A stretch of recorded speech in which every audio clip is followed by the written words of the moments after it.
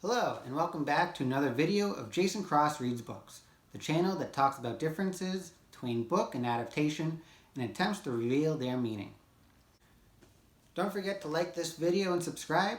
You can also find me on Discord and Instagram. The links to those are down below, so join me over there for more bookish conversations. Today, I'm excited to bring you a video on the brand new series on Amazon Prime, The Wheel of Time, based on the books of the same series name written by Robert Jordan. Since the first 3 episodes are out, I'll be comparing these episodes now, and depending on future factors and variables, you might be getting a per episode video or a cluster of episodes per video. We'll see. The other day, my booktube friend Drew's Book Reviews hosted a live stream also discussing this topic, inviting me, Andrew's Wizardly Reads, and Nico's Book Reviews to give our opinions on the show and how it compares to the original source material. I included the link down below along with the links to the other guests invited to participate. As with most of my videos, there will be spoilers ahead regarding the first 3 episodes and a good chunk of the first book as well. So if you don't want to hear any spoilers, please feel free to exit the video. I started this Wheel of Time journey only a week prior to the release of the show. I first heard of the book series by my friend Drew's Book Reviews, who I mentioned earlier, when he commented on one of my first Instagram posts when I was just getting started on BookTube and Bookstagram, advertising my channel, asking for suggestions of what I should read, watch, and do videos of. To be honest, when I looked up how many books there were in the series, I got overwhelmed thinking about reading that many books. I just didn't think about it until I saw some other booktubers posting videos of their reaction to the Wheel of Time trailers. I meant to watch some of these, but life got in the way and I forgot about them. Then a couple of weeks ago, I'm discussing on Discord my audiobook haul that just so happened to have The Eye of the World, the first book in the Wheel of Time series. Originally, I thought I'd listen to it in a few months or whenever I got around to it. Then Drew tells me he's planning on doing some live streams to talk about the show and how the episodes compare to the books. With that, I tell Drew that I'd start listening to the book so I could watch and understand his live shows. I probably wouldn't finish by the time the first 3 episodes were released, but I'd get far enough, which I did. Then on the Saturday before the episodes aired, Drew invites me to be one of his guests for the first live stream. I was and still am honored to be invited, but that meant I had to get some progress in the audiobook so I could keep up with the conversation. In the end, we all had fun talking about the show and the books. Now it's time for my take. The general consensus online is that the show does not compare to the book very well. Why is that? For starters, the main characters in the series have been aged up from about mid to late teens to around 20 years old in the show. Some speculate that this is to engage in a wider audience. If I had to make a comparison, I would say the showrunners didn't want to limit the audience to that akin to the Percy Jackson movies and possibly the upcoming Percy Jackson series coming to Disney+.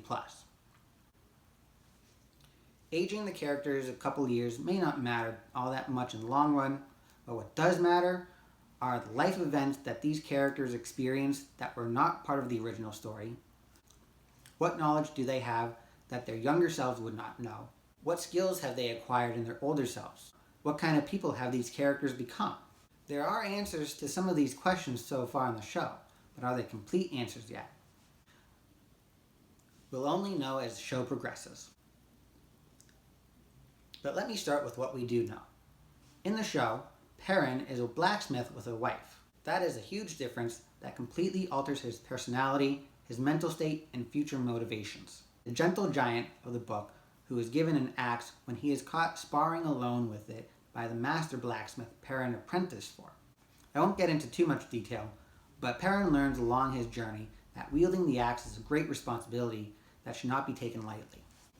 That same axe takes on a whole new meaning in the show and becomes part of the source of Perrin's anguish when he inadvertently kills his own wife, mistaking her for an attacking Trolloc in the first episode.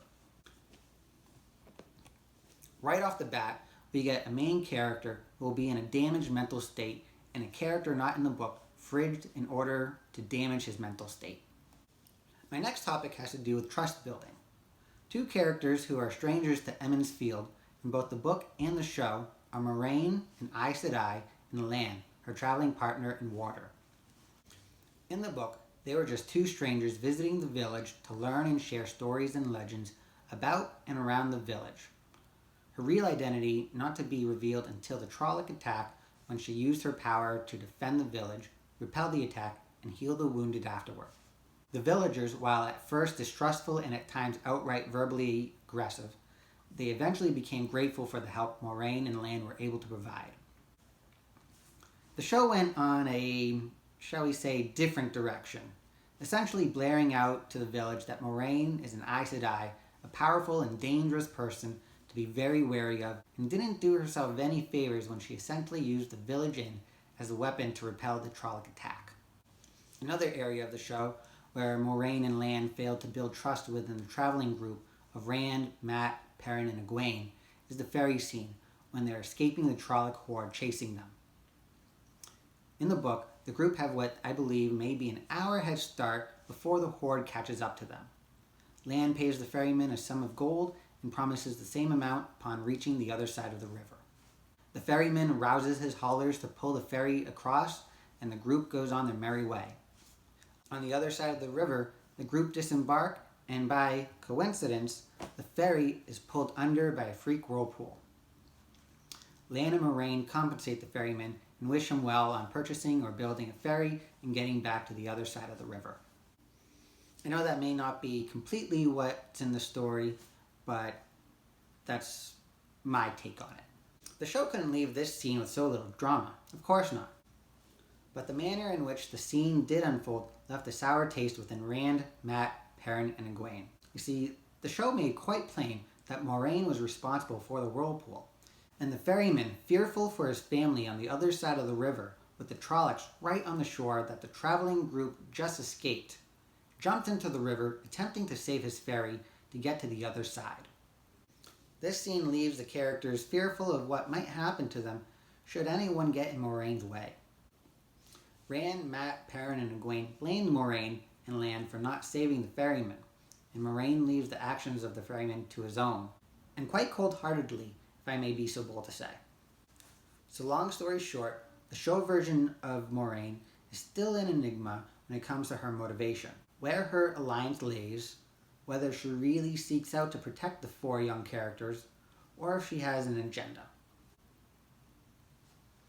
This ambiguity doesn't really exist, at least to this level, within the book so far as what I have read to this point.